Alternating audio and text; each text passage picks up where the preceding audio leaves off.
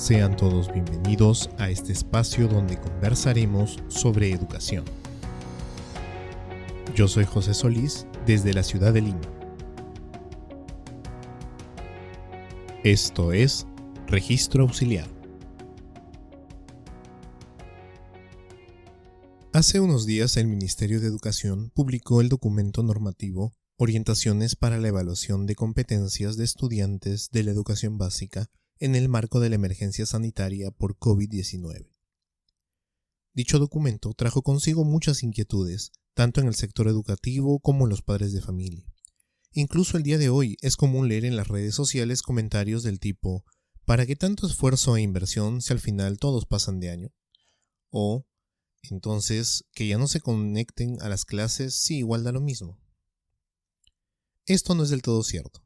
Lamentablemente, una vez más, el teléfono malogrado termina minando los esfuerzos por ofrecer un servicio educativo de calidad. Y con esto, la tergiversación de una medida que tiene más de política pública que de directriz curricular.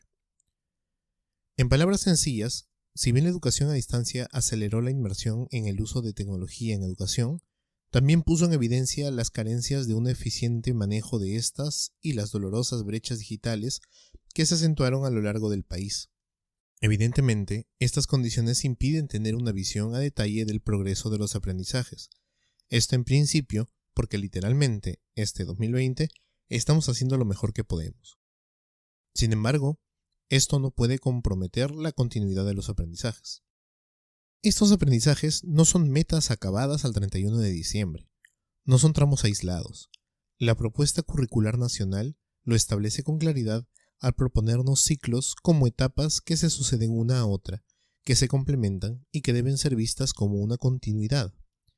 Para ello es claro que, desde un inicio, los niveles de comunicación entre los docentes de los grados que lo involucran deben ser continua y abierta al cambio. El 2021 no debe ser un año para planchar arrugas, y para ello es importante tener claro que la enseñanza en competencias espera cosas muy específicas de nosotros como maestros, como estudiantes y como padres. Para tener una aproximación bastante general a dicho enfoque, veamos cómo se ha planteado en Europa hace ya varios años. Quizá en principio suena una realidad no solo lejana, sino hasta opuesta al caso peruano, pero en lo fundamental hay aspectos que podemos rescatar y replicar en nuestro medio. En el año 2007, el Consejo y el Parlamento Europeo publican un documento titulado Competencias clave para el aprendizaje permanente, un marco de referencia europeo, en el que se propone una serie de competencias orientadas a formar ciudadanos, que puedan desarrollar los conocimientos, habilidades y actitudes estratégicas para responder a las demandas sociales actuales, y así contribuir con la construcción de la nueva ciudadanía en el siglo XXI. En principio, desarrollarse como personas individuales, pero a la vez pertenecientes a un colectivo, que no solo va a contribuir a este crecimiento personal, sino también va a exigir que pueda responder con sus competencias a resolver los problemas del contexto en el que se desenvuelve. De acuerdo a ello, esta propuesta integra las competencias y no las atomiza. Es decir, que se propone que su desarrollo involucre una permanente interacción entre los conocimientos y las destrezas particulares, pues de esta forma, dichos aprendizajes serán potencialmente más útiles para la resolución de problemas de la vida cotidiana, en todas las dimensiones. Para una mejor comprensión de la estructura del documento, podemos agrupar las competencias en torno a tres dimensiones que en la praxis guardan similitudes. En primer lugar se encuentran las competencias vinculadas con la comunicación y las relaciones interpersonales. Tienen como fundamento la posibilidad de entablar vínculos entre las personas de su propio entorno sociocultural y de entornos diferentes al suyo. Para ello se espera que se desarrollen recursos lingüísticos que posibiliten expresar sus sentidos más profundos, conocimientos, emociones, sueños, pareceres, etc., dentro de un contexto de respeto por las diferencias, partiendo de que una plena actitud cívica surge del conocimiento de realidades heterogéneas y cómo sus manifestaciones culturales la definen. La persona es libre de expresar su propia cultura con respeto a la pluralidad. Aquí encontramos comunicación en la lengua materna, comunicación en lenguas extranjeras, competencias sociales y cívicas, y conciencia y expresiones culturales. En segundo lugar, tenemos las competencias vinculadas al entendimiento de la realidad concreta. Tienen como principio que la persona se desenvuelva en un contexto real, natural, lleno de fenómenos físicos, climáticos, geográficos, etc., sobre los que se espera que los comprenda y busca explicaciones desde la perspectiva científica, tomando en cuenta principios matemáticos, numéricos y de valor cuantitativo. De esta manera tendrá una aproximación a la reflexión sobre su papel en la transformación de la realidad concreta. Aquí se hallan competencia matemática y competencia básica en ciencia y tecnología. Finalmente, las competencias vinculadas a las demandas cognitivas y cognoscitivas de vanguardia buscan que las personas transformen su realidad, su entorno, a quienes los rodean y a sí mismos, generando un impacto positivo en todos a partir de destrezas vinculadas a la tecnología, el emprendurismo y las diversas formas de explorar los conocimientos de manera autónoma. En pocas palabras, que se convierta en un agente de cambio desde su propia forma de entender el conocimiento hasta lograr propuestas innovadoras que transformen su entorno en un contexto de uso responsable de tecnologías y recursos informáticos. Dentro de ellas encontramos competencia digital, aprender a aprender, sentido de la iniciativa y espíritu de empresa.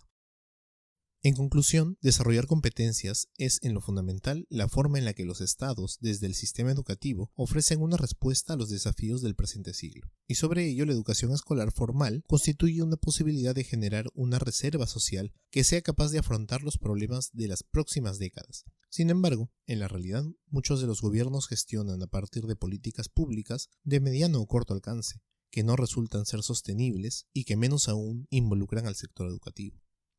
En la realidad, se presentan rotundas y muy rápidas transformaciones en el plano sociopolítico y tecnológico, generando en los líderes de las naciones más poderosas la necesidad de diseñar una estructura gubernamental que sea suficientemente sólida para dar respuesta. En el caso de los estados más pequeños o dependientes económicamente de los primeros, las exigencias giran en torno a cómo se puede nivelar la demanda social a la vorágine de cambios en los que inevitablemente también se encuentran inmersos, aunque en muchos casos de forma más tardía.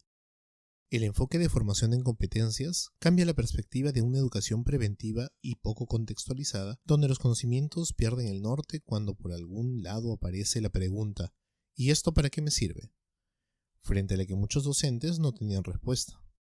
Ahora se pretende una educación escolar que se vincule estrechamente con la realidad, que parta de situaciones concretas de la vida cotidiana, se aproxime a los conocimientos teóricos y conceptuales y que retorne a la realidad para poder comprenderla y participar en ella, o en el mejor de los casos, ofrecer una pequeña contribución a su transformación. Suena atractivo y muy coherente, pero en la práctica transitan algunas tensiones que se relacionan con la evaluación de los aprendizajes y con la formación ética de los estudiantes. Sobre la evaluación, el documento de la UNESCO titulado ¿Por qué importa hoy el debate curricular?, publicado por la Oficina Internacional de Educación en el año 2013, menciona que si bien en la formación de competencias se considera una multiplicidad de condiciones que posibilitan los aprendizajes, muchas de ellas, por no decir la mayoría, no son tomadas en cuenta al momento de evaluar los aprendizajes. En la página 14 se menciona: la evaluación de las competencias es otro aspecto crítico y la necesaria puesta en marcha de nuevos sistemas de evaluación es muy desafiante y puede resultar problemática. El concepto de competencias remite a una variedad de contextos en los cuales debe ser aplicada y requiere de una evaluación que no esté demasiado alejada de la vida real. En este sentido, es lógico pensar que el gran problema en su concreción es la implementación de un sistema de evaluación que se centre en el logro de los aprendizajes y no solo en las producciones y actuaciones de los estudiantes. Un sistema de evaluación que transforme la práctica y cultura evaluativa de los docentes y que puedan ver en la evaluación un coadyuvante en el proceso de aprendizaje.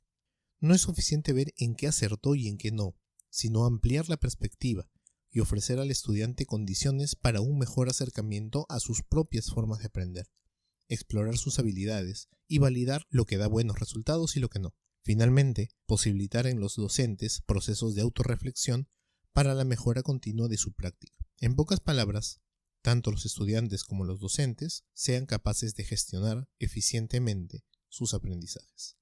Sobre la formación ética, el mismo documento hace énfasis particular en la crisis de valores en los niveles tan agudos a los que se ha llegado en la actualidad, y cómo esto se vincula con la institución más antigua de la historia y su presencia tan contundente en la educación, formal y no formal, la Iglesia. En sentido estricto, se habla de la religión y se desarrolla una suerte de crítica, dejando sobre la mesa el debate de su permanencia y ausencia en el sistema educativo público.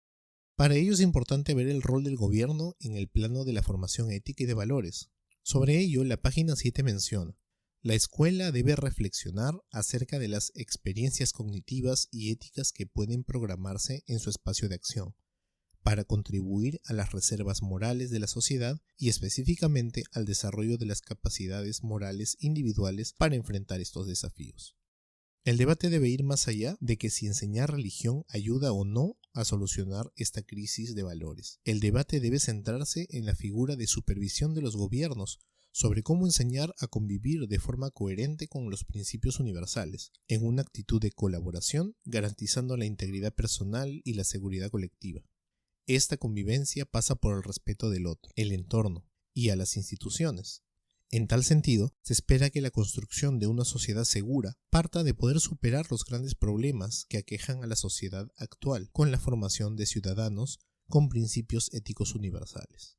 Finalmente, podemos decir que los desafíos educativos deben ser abordados sin temor al error, así nos tome más tiempo. Hay aprendizajes que van a perdurar en nuestras vidas y podemos ayudar a que perduren, independientemente si son adquiridos a través de una pantalla, en un laboratorio o en la puerta de una iglesia. De alguna manera, podemos contribuir.